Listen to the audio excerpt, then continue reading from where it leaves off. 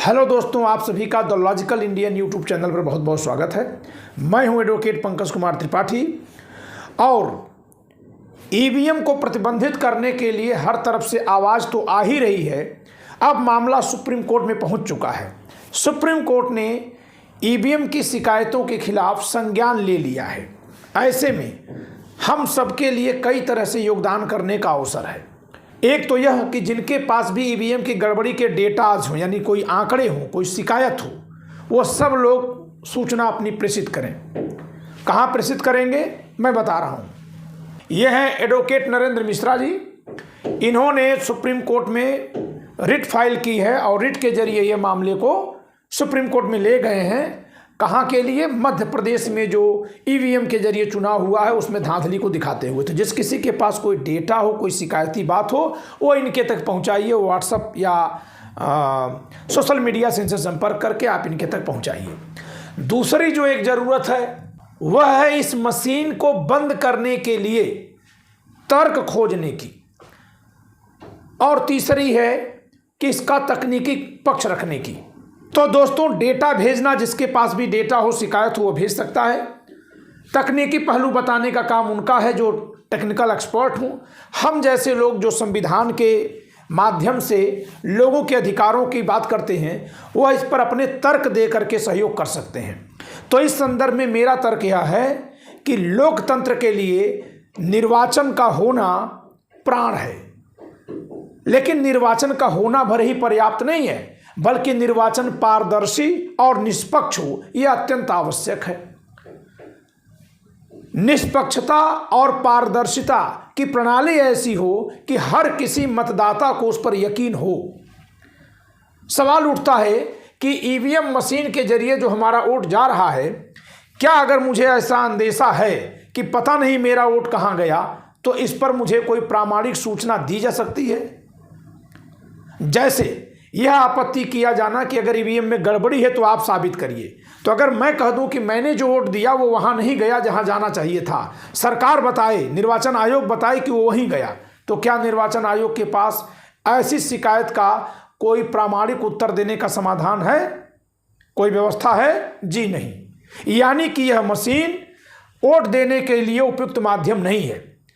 दूसरी बात, एक दूसरा तर्क कि वर्तमान की मोदी सरकार जो सभी प्रकार के सरकारी तंत्रों को अपने पूर्ण नियंत्रण में ले रही है और खुल्लम खुल्ला दुरुपयोग कर रही है, चाहे वो ईडी हो, सीबीआई हो या अदालतें हों, यहाँ तक कि सूचना आयोग हो, अन्य जितने भी सरकारी संस्थान हो, मीडिया हो, जो उसको पैसे से या पूंजी के दम पर अपने पक्ष में किया जा सकता हो, विपक्ष के नेताओं को अपनी तरफ मिला लेना, उन पर से भ्रष्टाचार के केस हटा देना, जितनी तरह की दबाव की कोशिशें हो सकती है, जब सरकार इस तरह से कर रही है, तो ये कैसे कल्पना की जाए कि सरकार निर्वाचन को प्रभावित करने का प्रयास नहीं कर रही होगी, जबकि निर्वाचन ही सरकार की वैधता का आधार है। या निर्वाचन में हार जाएंगे तो सरकार ही नहीं बनेगी। तो जो लोग सरकार में होते हुए इतना कुछ गलत कर रहे हैं, सरेआम कर रहे हैं, वो सरकार में बने रहने के लिए निष्पक्ष होंगे, इस पर हमें भरोसा नहीं है। हम सरेआम में आरोप लगा रहे हैं, हमें भरोसा नहीं है। हमारे भरोसे के लिए, हम सब नागरिकों के भरोसे के लिए मशीन का चलन बंद किया जाए, बैलेट से व्यवस्था की जाए, सिक्योरिटी एकदम अच्छी की जाए, जिससे कि हमारा मतपत्र सुरक्षित हो और हम जिसको मत दें उसी के पास वो पहुंचे। इसके लिए जोर शोर से आवाज़ उठानी होगी। मैंने दोस्तों आपसे बहुत पहले कहा था, जब मध्य प्रदेश, छत्तीसगढ़, राजस्थान और तेलंगाना, मिजोरम की अधिसूचना जारी हुई थी कि चुनाव के बाद ईवीएम का मुद्दा उठाने लायक होगा, क्योंकि चुनाव में पार्टियां जा चुकी हैं।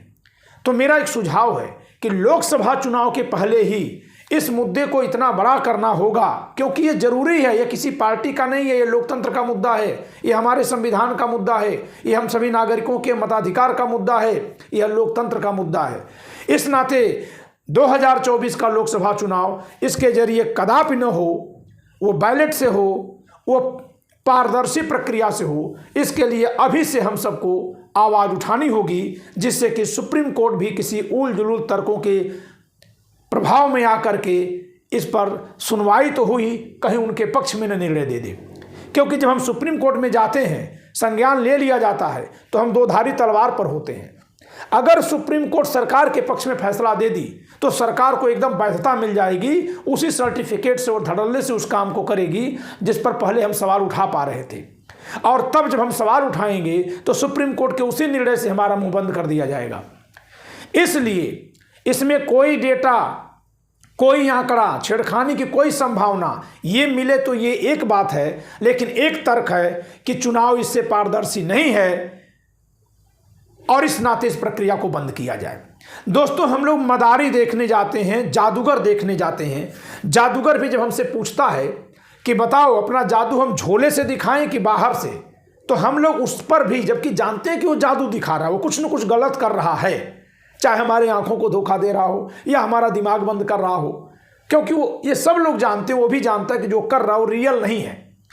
फिर भी हम लोग कहते हैं कि नहीं, झोला से नहीं, बाहर से करो। और जो लोकतंत्र का चुनाव हो रहा है वो मशीन रूपी झोले से हो रहा है, तो जादूगर तो जीतेगा ही। इसलिए इस मशीन रूपी झोले को बंद कराने का महाअभियान छेड़ा जाए। आप में से जो लोग चाहते हैं कि ईवीएम को बंद किया जाए, सब लोग मेरे इस वीडियो के नीचे कमेंट में बंद किया जाए लिखिए, या मशीन बंद हो लिखिए, ईवीएम बैन हो लिखिए, जिससे कि एक मुहिम आरंभ की जा सके। दोस्तों, अगर ये मुहिम आपको अच्छी लग रही हो कि ईवीएम बंद करने की एक मुहिम चलाई जाए, तो आप हमारी मुहिम में हमारे साझेदार बन सकते हैं।